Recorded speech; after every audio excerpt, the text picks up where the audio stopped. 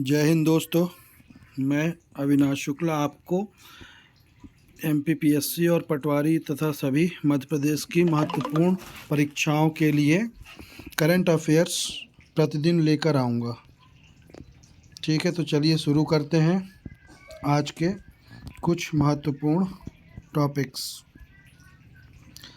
राज्य सरकार को लगातार 7वीं बार कृषि कर्मण अवार्ड के अतिरिक्त कृषि अधोसंरचना निधि के सर्वाधिक उपयोग के लिए best performing state, millet mission में बेस्ट इमर्जिंग स्टेट और प्रधानमंत्री फसल बीमा योजना में एक्सीलेंट अवार्ड प्राप्त हुआ है।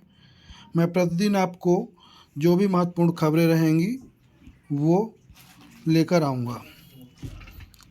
प्रधानमंत्री किसान सम्मान निधि में मुख्यमंत्री किसान कल्याण योजना के 4,000 रुपये मिलाकर प्रदेश के लाखों किसानों को 10,000 रुपये की सालाना मदद की जा रही है। स्टार्टअप ब्लिंक की एक रिपोर्ट के अनुसार देश में इंदौर 14वें स्थान पर और भोपाल 29वें स्थान पर है।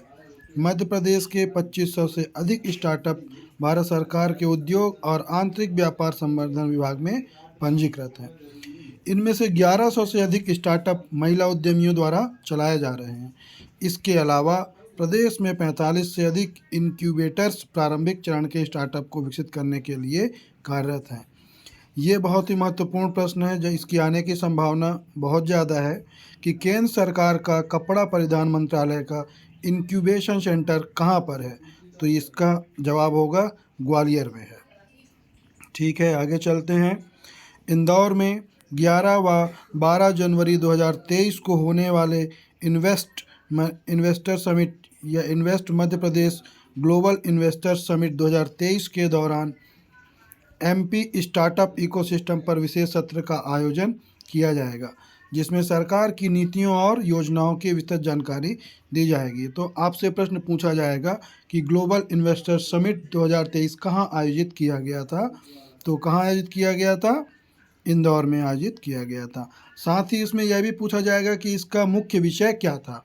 तो मैं आपको बताना चाहूँगा कि जो इंदौर में इन्वेस्टर समिट का आयोजन किया जाएगा उसका विषय a startups journey seed to unicorn and beyond विषय रहेगा। साथ ही ये जो इन्वेस्टर समिट होगा उस पर 11-12 जनवरी को यह आयोजन किया जाएगा, जिसमें 52 देश शामिल होंगे। इंदौर में यह इन्वेस्टर समिट आयोजित किया जाएगा। 8, 9, 10 जनवरी को इंदौर में प्रवासी भारतीय दिवस का आयोजन किया जाएगा।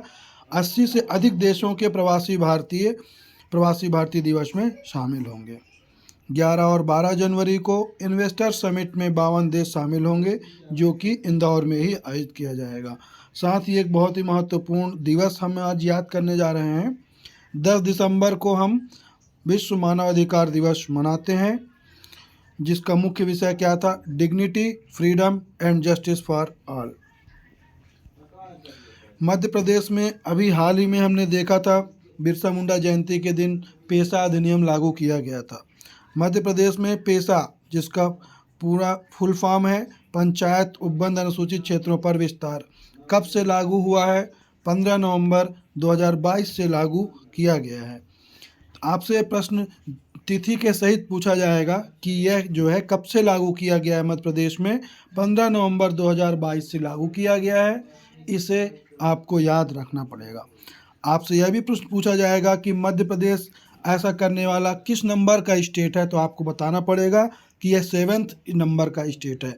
इससे पहले और भी राज्य हैं जो पेशा कानून लागू कर चुके हैं। उनके नाम ये हैं: हिमाचल प्रदेश, आंध्र प्रदेश, तेलंगाना, राजस्थान, गुजरात, महाराष्ट्र और 7वां हमारा मध्य प्रदेश है। कब से लागू हुआ है? 15 नवंबर 2022 से लागू हुआ है।